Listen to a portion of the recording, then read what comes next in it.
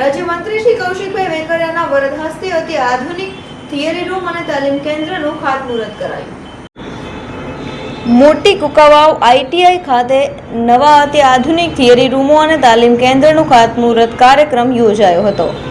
મોટી કુકાવાવ ખાતે સરપંચ સંજયભાઈ લાખાણીની આગેવાનીમાં અમરેલી કુકાવાવના ધારાસભ્ય અને રાજ્ય કક્ષાના મંત્રી શ્રી કૌશિકભાઈ વેકરિયાના વરદ હસ્તે 1,60,00,000ના ખર્ચે આધુનિક થિયરી રૂમો અને તાલીમ કેન્દ્રનું ખાતમુહૂર્ત કરવામાં આવ્યું હતું।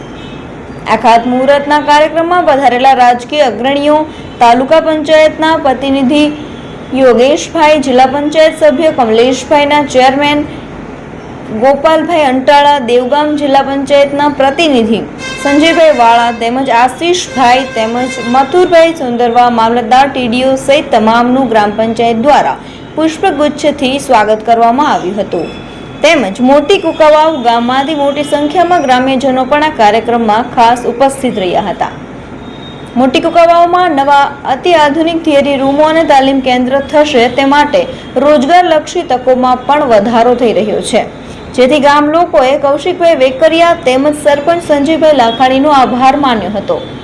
આ કાર્યક્રમને સફળ બનાવવા મોટી કુકાવાવ ગામના સરપંચ સંજયભાઈ લાખાણીએ ભારે જહેમત ઉઠાવી અને કાર્યક્રમને સફળ બનાવ્યો હતો।